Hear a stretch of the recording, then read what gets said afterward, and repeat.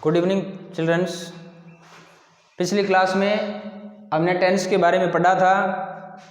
आज present simple का part करेंगे, यानी प्रेजेंट टेंस का पहला पार्ट प्रेजेंट सिंपल करेंगे।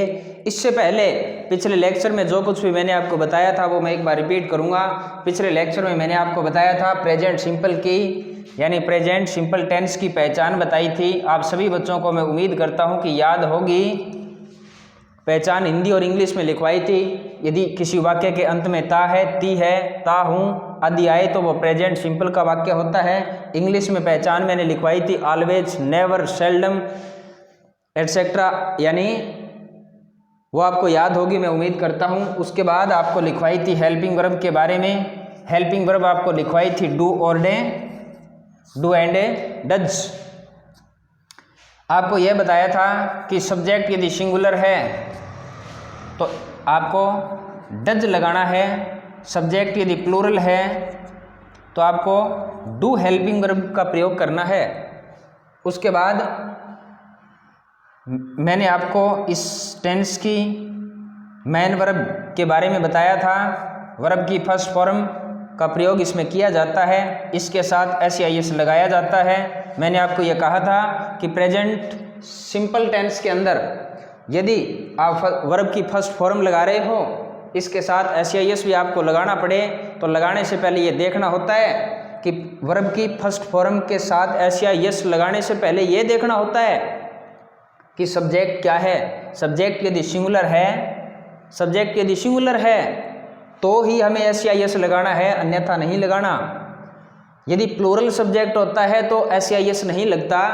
यदि एस लगता है तो मैंने आपको ये नियम लिखवाया था, यदि किसी वर्ब के अंत में या अंत में एक अक्षर या फिर दो अक्षर इस लाइन में से या फिर इन वर्ड्स में से आता है, इन लेटर्स में से आता है तो आपको यस लगाना है।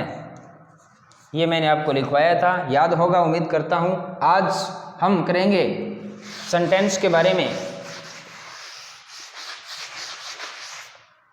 प्रेजेंट सिंपल टेंस है, पहला पार्ट चल रहा है प्रेजेंट टेंस का। आज हम बात करेंगे पॉजिटिव सेंटेंस।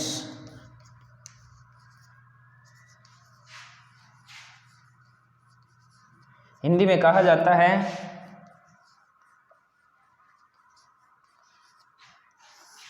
सकारात्मक वाक्य। इसका एक फॉर्मूला होता है सब्जेक्ट, फॉर्मूला, नियम, सूत्र कहा जाता है। वर्ब की फर्स्ट फॉर्म के साथ एस प्लस में ऑब्जेक्ट। सब्जेक्ट कर्ता होता है। वर्ब मैंने शॉर्ट में लिखा है, वर्ब हिंदी में इसको क्रिया कहा जाता है। उसके बाद जैसा मैंने आपको बताया था वर्ब की फर्स्ट फॉर्म लगाते वक्त एस साथ में लिखवाया था, वो एस यहाँ पर है सूत्र के अंदर। फिर ऑब्जेक्ट है, ऑब्जेक्ट को मैंने शॉर्ट में लिखा है जिसका मतलब हिंदी में होता है कर्म। हिंदी में मान लीजिए एक लाइन है, एक वाक्य है, वह खाना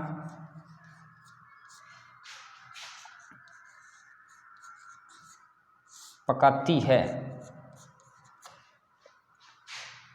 वह इसमें क्या है? सब्जेक्ट है, करता है। खाना इसमें और एक पकाना, इसमें क्रिया कौन सी है? खाना तो जब वह खाना पकाएगी, वो पकाने वाला जो काम है वो क्रिया है, इस यानी ये वर्ब है।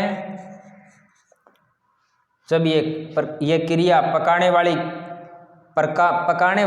प्रक्रिया यदि पूरी हो जाएगी तो खाना बनकर के तैयार हो जाएगा, जो कि ऑब्जेक्ट होगा।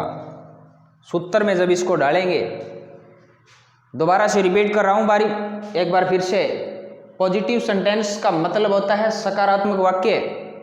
फॉर्मूला मैंने लिखवाया है सब्जेक्ट प्लस वर्ब की फर्स्ट फॉर्म के साथ एस प्लस में ऑब्जेक्ट। सब्जेक्ट कर्ता होता है जो किसी काम को अंजाम देता है, यानी किसी काम को करने वाला व्यक्ति। वर्ब कर्ता जब किसी काम को करता है, उस काम को करने के दौरान जो प्रक्रिया होती है वो वर्ब होती है।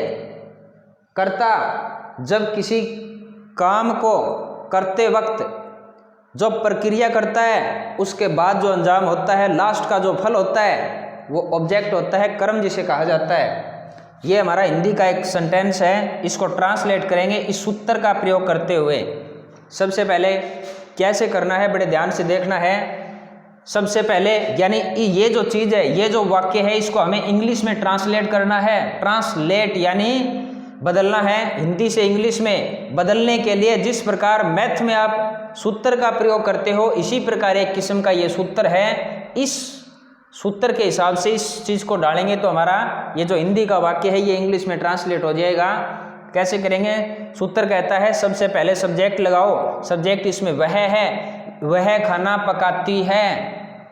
पकाती है यानी लड़की है, लड़की है, इसका मतलब हम सूत्र में के हिसाब से क्या लिखेंगे? सबसे पहले मैं एक बार फिर छोटी सी बात एक और बताता हूँ कि एक तो होता है ही, एक होता है सी, दोनों का मतलब होता है वह, लेकिन ये लगता है ही पुरुष के लिए, ये लगता है महिला के लिए, स्त्री के लिए। ये ध्यान देने वाली बात है। ही और शी का मतलब एक जैसा, लेकिन ये मेल के लिए लगता है, ये फीमेल के लिए लगता है। याद रखना है ये फीमेल है, क्यों? क्योंकि यह पकाती है। तो हम क्या लिखेंगे? जब इसको ट्रांसलेट करेंगे तो हम लिखेंगे सी, हमने सब्जेक्ट लगा दिया। उसके बाद लिखेंगे वर्ब की फर्स्ट फॉर्म।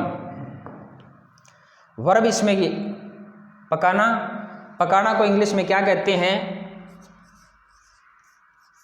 कुक। हमें लगाना है SEIS, लेकिन नियम लिखवाते वक्त मैंने आपको ये कहा था कि SEIS लगाने से पहले ये देखना होता है कि सब्जेक्ट एक वचन है या नहीं है। सी कौन सा सब्जेक्ट है? एक वचन है या बहुवचन है? एक वचन मैंने आपको लिखवाया था, आपको याद होगा, एक वचन है। पहले ये तय करना है कि SEIS लगाना है या नहीं लगाना। अब ये तो तय हो गया कि SEIS लगेगा। क्यों लगेगा? क्योंकि सी एक वचन सब्जेक्ट है। लगेगा तो फिर S लगेगा या फिर ES लगेगा। उसके लिए उसमें से एक चीज़ का चुनाव करने के लिए मैंने OX CH SH आपको कुछ ये लेटर्स लिखवाए थे। उनमें से देखना होता है कि वर्ब का एक या दो आखिरी अक्षर उस अक्षर में से आता है या नहीं आता। तो के उसमें से नहीं है, इसलिए इसमें कुक्स लग जाएगा, यानी S लगेगा, कुक्स हो जाएगा। उसके बाद हमें ऑब्जेक्ट लिखना है। ऑब्जेक्ट इसमें खाना है तो इसको क्या लिखेंगे? फूड। फूड से पहले कोई आर्टिकल नहीं लगता, इसलिए AN और द कोई भी आर्टिकल ना डेफिनेट आएगा ना इंडेफिनेट आएगा, कोई भी आर्टिकल इसमें नहीं लगेगा। ये वाक्य आपका बनकर के तैयार है, शी कुक्स फूड।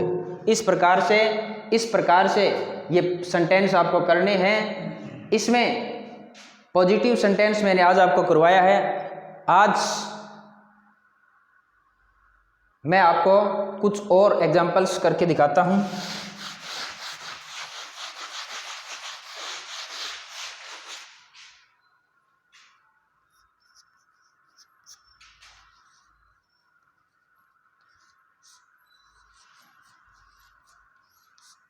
वह कपड़े धोता है, वह कपड़े धोता है, वह इसमें सब्जेक्ट है, क्योंकि किसी काम को कर कौन रहा है? वह। अब इसमें बच गया दो चीज़, एक तो धोना और एक कपड़े। इसमें क्रिया कौन सी है? प्रक्रिया कौन सी है? कपड़ों को जब धोएंगे वो प्रक्रिया है। तो ये क्या हो गई? वर्ब। और कपड़े क्या है? इसमें ऑब्जेक्ट।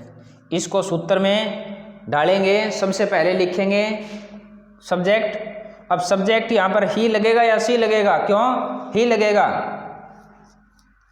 ही कैसे लगा? वह कपड़े धोता है, लड़का है। ही उसके बाद वर्ब लिखेंगे, वर्ब दौड़ना है, दौड़ना लिखेंगे। यहाँ भी कहता है भी वर्ब की फर्स्ट फॉर्म लगाओ, यहाँ वर्ब है दौड़ना, दौड़ना को क्या कहते हैं? वास। क्या लिखेंगे? वास। सब्जेक्ट एक SEIS लगाएंगे। सब्जेक्ट क्या है? एक वचन, एक वचन सब्जेक्ट है तो SEIS लगाना है, SEIS लगाना पड़ेगा। तो लगाने से पहले वर्ब का जो लास्ट दो अक्षर है SHOX वाले, जो कुछ लेटर्स मैंने आपको लिखवाए थे कुछ, उनमें से है ये, होने की वजह से, SH होने की वजह से ES लगेगा।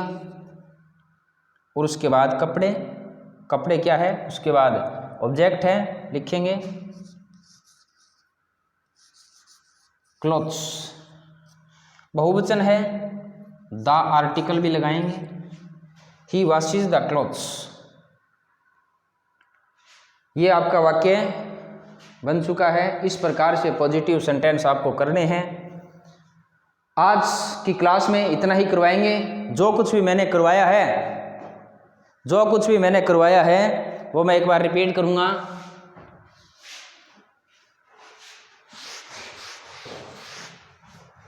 पॉजिटिव सेंटेंस के बारे में मैंने आज आपको करवाया। सब्जेक्ट, वर्ब की फर्स्ट फॉर्म, ऑब्जेक्ट, मैंने आपको सूत्र लिखवाया। उसके बाद ये ट्रांसलेट करके दिखाया। सभी बच्चों को अच्छी तरह से कॉपी में नोट करना है। वाक्य आपको आने चाहिए।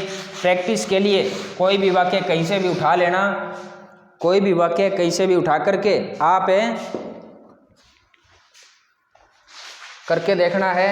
यानी एक्सरसाइज के लिए फॉर प्रैक्टिस 5 सेंटेंस, 5 वाक्य आपको घर से करने हैं। उसके बाद नेक्स्ट डे का प्लान मैं आपको अभी बता देता हूं क्या करेंगे। कल के लिए नेगेटिव सेंटेंस, जिसे कहा जाता है नकारात्मक,